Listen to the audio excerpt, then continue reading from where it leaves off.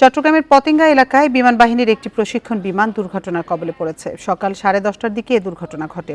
বিমানটির পাইলট ও কোপাইলটকে উদ্ধার করে হাসপাতালে ভর্তি করা হয়। পরে একজন মারা যান। সংশ্লিষ্টরা জানায়, সকাল 10:30টার দিকে বিমানটি পতেঙ্গায় নৌবাহিনীর বোট ক্লাবের উপর দিয়ে উঠছিল।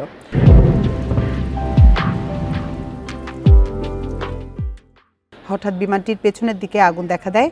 এরপরই বিমানটি বিধ্বস্ত হয়ে কর্ণফুলী নদীর মোহনায় সাগরে পড়ে যায়। এর আগেই বিমানটির পাইলট ও কোপাইলট নিরাপদে প্যারাশুটে সাগরে নেমে আসেন। সেখান থেকে তাদের উদ্ধার করে চট্টগ্রাম সম্মিলিত সামরিক হাসপাতালে নেওয়া হয়। ফায়ার সার্ভিস, বিমান বাহিনী ও নৌবাহিনী বিমান উদ্ধারে কাজ চালাচ্ছে।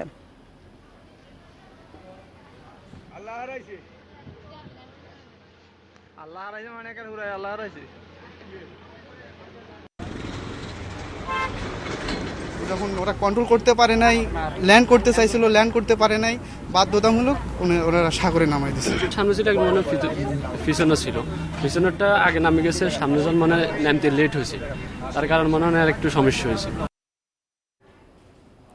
এ বিষয়ে বিস্তারিত জানাতে চট্টগ্রাম থেকে আমাদের সাথে যোগ দিচ্ছেন সহকর্মী আহসান রিটন। রিটন, উদ্ধার অভিযান এখন কোন পর্যায়ে রয়েছে এবং আমরা যতদূর জানি যে একজন মারা গেছেন, তার সম্পর্কে বিস্তারিত কি তথ্য পেয়েছেন? আমরা কিছুক্ষণ আগে আসলে যে দুজন আজকে বিমানে আহত হয়েছিলেন তাদের মধ্যে একজন মারা গেছেন এমন একটি খবর আমরা পেয়েছি এবং তার ব্যাপারে এখনো পর্যন্ত বিস্তারিত খুব বেশি জানা যায়নি। আমরা এই মুহূর্তে কর্ণফুলী নদীর একেবারে তীর ঘেঁষে আছি। আপনি দেখতে পাচ্ছেন যে বেশ দূরে একটি বয়া দেখা যাচ্ছে এবং সেই বয়ার পাশেই আজকে সকাল 10টা থেকে 10:30 এই সময়টায় আসলে বিমানটি পড়ে যায়। আমরা এখানে এই নদীতে ওই মুহূর্তে থাকা জাহাজের লোকজন এবং যারা মাঝি যারা উদ্ধার করে সেই দুই পাইলটকে নিয়ে গেছেন তাদের সঙ্গে আমরা কথা বলছি। তারা যেটি বলছেন সেটি হচ্ছে আজকে সকাল 10টার দিকে একটি বিমান বাহিনীর একটি প্রশিক্ষণ বিমান সেটি বোট ক্লাবের উপর দিয়ে আসছিল। হঠাৎ করে তারা বিমান থেকে একটি বিকট একটি শব্দ শুনতে পান এবং তারা উপরের দিকে চেয়ে দেখেন যে সেই বিমানের মুখে আসলে আগুন জ্বলছে এবং দুজন ব্যক্তি তারা দুটি প্যারাশুট দিয়ে নদীতে অর্থাৎ নিরাপদে নামার চেষ্টা করছে। এর মধ্যে একটি প্যারাশুট পুরোপুরি খুললেও অপর একটি প্যারাশুট আসলে পুরো খোলেনি এবং সেই প্যারাশুটটিতে যিনি ছিলেন তিনি আসলে নদীর মধ্যে আসলে ডুবে যান এবং সে কারণে তাকে তিনি কিছুটা গুরুতর আহত হয়েছিলেন।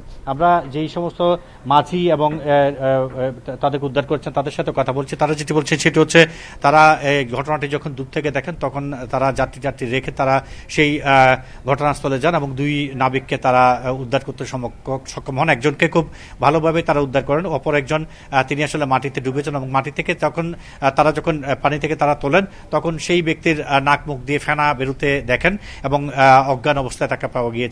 এরপর তারা এখানে যে বোট ক্লাবে যারা আছেন তাদের সঙ্গে যোগাযোগ করে তাদেরকে হাসপাতালে পাঠিয়ে দেন। তারপর থেকে আসলে তাদের চিকিৎসা শুরু হয় এবং ইতিমধ্যে একজন মারা গেছে বলে আমরা খবর পেয়েছি। আমরা উদ্ধার অভিযানের যে বিষয় সেটি যদি বলি তাহলে আসলে দেখতে পাচ্ছেন যে আসলে এখন পর্যন্ত বেশ কয়েকটি স্পিড বোট এবং উদ্ধারকারী একটি ক্রেন বোধহয় কাজ করছে। এখান থেকে আসলে আমরা যেখানে দাঁড়িয়ে আছি এখান থেকে বেশ দূরে, সঙ্গত কারণে পুরো বিষয়টি বোঝা যাচ্ছে না। এই জাহাজে যারা ছিলেন তারাও বলছেন যে হঠাৎ করেই একটি শব্দের মাধ্যমে তারা পুরো বিষয়টি জানতে পারেন এবং মুহূর্তের মধ্যেই সেই বিমানটি নদীতে পড়ে যায় এবং দুজন পাইলটকে তারা অক্ষত অবস্থায় পান এবং এর মধ্যে একজন কিছুটা গুরুতর আহত ছিলেন। এই মুহূর্তে আমরা নদীতে যেটি দেখছি সেটি হচ্ছে বেশ কয়েকটি স্পিড বোট এবং ক্রেন যেখানে বিমানটি ডুবেছে তার কোনো অস্তিত্ব উপর থেকে দেখা যাচ্ছে না এবং সেটিকে তারা বিশেষভাবে পর্যবেক্ষণ করার চেষ্টা করছেন। আমরা দেখছি যে একেবারে সেই বয়ার আশপাশে একটি ছোট স্পিড বোট ঘুরছে এবং সেই যে উড়োজাহাজটি সেখানে পড়েছে সেটির অস্তিত্ব খোঁজার তারা চেষ্টা করছেন এবং সেখানে আর কেউ আছে কিনা সেটাও তারা খতিয়ে দেখছেন। এটি নিয়ে আসলে এখন পর্যন্ত বিমান বাহিনী কিংবা ফায়ার সার্ভিস কিংবা অন্যান্য কোনো সংস্থার পক্ষ থেকে আমরা কিভাবে দুর্ঘটনাটি ঘটেছে, সেখানে আদৌ কজন ছিলেন, কি পরিমাণ ক্ষয়ক্ষতি হয়েছে, এইরকম কোনো আনুষ্ঠানিক কোনো বক্তব্য আমরা পাইনি। ফলে আমরা সকালবেলা বিমান বাহিনীর দুজন সোলজারের সঙ্গে কথা বলে ঘটনাটি জেনেছিলাম এবং পরবর্তীতে আমরা এখানে ঘাটে এসে এখানে যে সমস্ত মাঝি তাদেরকে উদ্ধার করেছিলেন তাদের সাথে কথা বলেছি। তারাও বলছেন যে হঠাৎ করে ঘটনাটি ঘটেছে এবং তারাও বুঝতে পারেননি যে এরকম একটি ঘটনা ঘটবে। তো আমরা দেখতে পাচ্ছি ফায়ার সার্ভিসের বেশ কয়েকটি ইউনিট, পাশাপাশি নৌবাহিনী এবং নৌবাহিনী বিমান বিমান বাহিনী এবং সেনাবাহিনীর উদ্ধারকারী দল যারা রয়েছেন তারা কাজ শুরু করেছেন। তো এখনো পর্যন্ত সেই জাহাজটিকে তোলা সম্ভব হয়নি। আপনি আর রিটন যিনি মারা গেছেন তার পরিচয় সম্পর্কে কিছু জানতে পেরেছেন? দেখুন, আমরা আসলে সেই বিমানের থেকে যে দুজন নেমেছিলেন তাদের একজনের নাম উইং কমান্ডার সোহান এবং বাকি একজন স্কোয়াড্রন লিডার আসিম, এই দুজনের নাম পেয়েছিলাম। আসলে যিনি মারা গেছেন তিনি কে, এই দুজনের মধ্যে কে, সেই খবরটি আসলে নিশ্চিত করে আমাদের কাছে এখনো পর্যন্ত আসেনি। ফলে এবং যিনি যদি মারা গিয়েও থাকেন, কারো পরিচয় পেয়েও থাকে, সেক্ষেত্রে তার সম্পর্কে খুব বেশি কিছু এখনো পর্যন্ত আমরা জানতে পারিনি। আমরা ধারণা করছি যে উদ্ধার কাজ শেষ হলে ফায়ার সার্ভিস, বিমান বাহিনী এবং অন্যান্য যে সমস্ত সংস্থা রয়েছে, উদ্ধারকারী সংস্থা, তারা এই বিষয়ে বিশদ জানাবেন। তখনই আমরা আসলে তো সেই যিনি মারা গেছেন তার সম্পর্কে আমরা বিস্তারিত জানতে পারবো। আপনি জানেন আজকে সকাল 10টার দিকে YAK-A130 এই মডেলের একটি প্রশিক্ষণ বিমান বোট ক্লাবের উপর দিয়ে উড্ডয়নের সময় হঠাৎ করেই সেটিতে আগুন লেগে যায় এবং পরবর্তীতে সেখান থেকে দুজনকে আহত অবস্থায় স্থানীয় মাঝি মাল্লা যারা রয়েছেন তারা উদ্ধার করে পরবর্তীতে নৌবাহিনী এবং অন্যান্যরা তাদেরকে সম্মিলিত হাসপাতালে নিয়ে যায়। তো এখন পর্যন্ত উদ্ধার কাজ যেটুকু সেটুকু আমরা দেখছি সেই বিমানটির অস্তিত্ব খোঁজার তারা চেষ্টা করছেন। তো এখনো পর্যন্ত সেটিকে ঘিরে যেই এলাকাটিতে বিমানটি পড়েছে সেটির চারপাশে সেই স্পিডবোটগুলো রাউন্ড দিচ্ছে, আমরা দেখতে পাচ্ছি। তো এটি ছাড়া এখনো পর্যন্ত খুব বেশি সুখের কোনো খবর আমরা দিতে পাচ্ছি না। একটি এয়ারক্রাফট আসলে উড্ডয়নের পূর্বে সব ধরনের যান্ত্রিক পরীক্ষা নিরীক্ষা করা হয়, আর এই যুদ্ধ বিমানটি উড্ডয়নের কিছুক্ষণের মধ্যে এই পিছনে আগুন দেখা দেয়। তো এ বিষয়ে আসলে বিমান বাহিনী কর্তৃপক্ষ কি বলছে? আপনি কি তাদের সাথে কথা বলার চেষ্টা করেছেন কিনা? দেখুন, আমরা আসলে তাদের সঙ্গে নানাভাবে কথা বলার চেষ্টা করছি, কিন্তু তারা এই মুহূর্তে খুব বেশি ব্যস্ত এবং বিষয়টি পুরো যেহেতু একটি স্পর্শকাতর ঘটনা সঙ্গত কারণে তারাও আসলে খুব বেশি কিছু বলতে চাচ্ছেন না। আমরা যেটি জানি যে সেটি যখন কোনো একটি বিমান উড্ডয়ন করার প্রস্তুতি নেন, এর আগে আসলে সমস্ত খুঁটিনাটি দেখে নেওয়া হয়। তা এটিও হয়তো সেরকম করেছিল, কিন্তু কোনো এক কারণে সেই বিমানটি দুর্ঘটনার কবলে পড়ে। যতক্ষণ পর্যন্ত আমরা আসলে বিমান বাহিনীর কারোর সঙ্গে কথা বলতে পারছি ততক্ষণ পর্যন্ত আসলে নিশ্চিত করে বলতে পারছি না যে আসলে এর আগে বিমানে কোনো ত্রুটি ছিল কিনা, কিংবা বিমানটি উড্ডয়নের আগে সেটিকে পুঙ্খানুপুঙ্খভাবে চেক করা হয়েছিল কিনা। পুরো বিষয়টা আসলে তাদের সঙ্গে কথা বলার আগে বলাটা খুবই মুশকিল।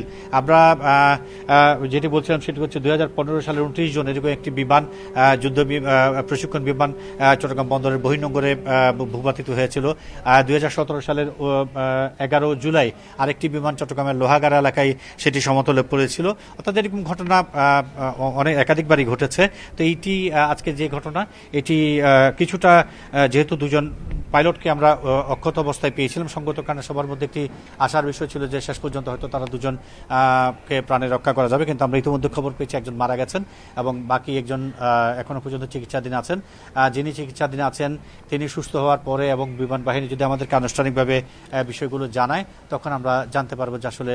আর রিটন, আপনার পাঠানো ফুটেজে আমরা যেমনটি দেখতে পাচ্ছি যে একজন পাইলট প্যারাশুট দিয়ে নিচে নামতে পেরেছিলেন, আরেকজনের আসলে ঠিক কি হয়েছিল, তিনি কিভাবে পানিতে পড়ে গেলেন, এ বিষয়ে প্রত্যক্ষদর্শীরা কি জানিয়েছেন?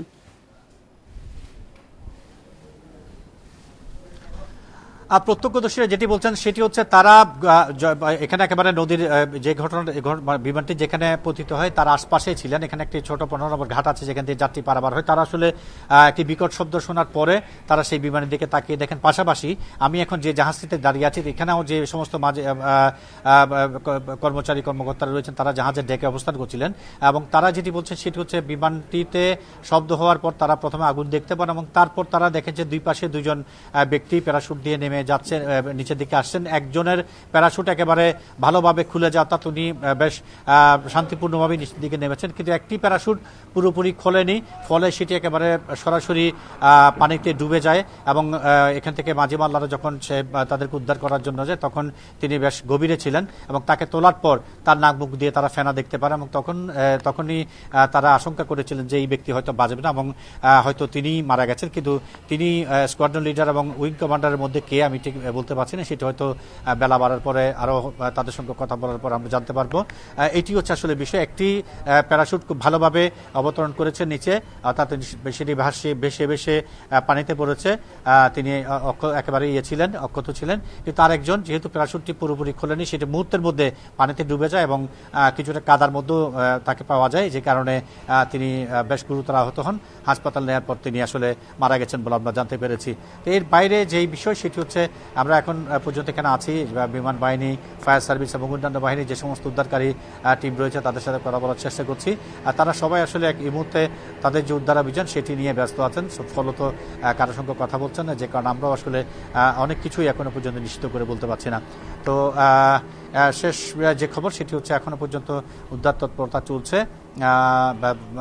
ফায়ার সার্ভিস এবং অন্যান্যরা যে বলছেন, যেহেতু নদীর কিছুটা মাঝামাঝি অবস্থায় সেই বিমানটি পড়েছে, সেই কারণে হুট করে তারা আসলে বলতে পারছে না যে কত সময় পরে সেই উদ্ধার কাজটি তারা শেষ করতে পারবেন, আদৌ সেটিকে সেখান থেকে তুলতে পারবেন কিনা। তবে তাদের যে সমস্ত যন্ত্রপাতি আছে, যে খবর তাদের কাছে যে সমস্ত ইকুইপমেন্টগুলো আছে, যত রকমের প্রশিক্ষিত লোক তাদের কাছে আছে, সবাইকে তারা নামাচ্ছেন পর্যায়ক্রমে, এবং তারা ধারণা করছেন যে একটি ইতিবাচক সেই জাহাজটিকে হয়তো তারা খুব দ্রুত সময়ের মধ্যেই তারা উদ্ধার করতে পারবেন, এবং উদ্ধার করার পরে তারা হয়তো আনুষ্ঠানিকভাবে আমরা যারা গণমাধ্যম কর্মী আমরা রয়েছি, আমাদেরকে হয়তো এই বিষয়ে তারা খোলাসা করতে পারবেন।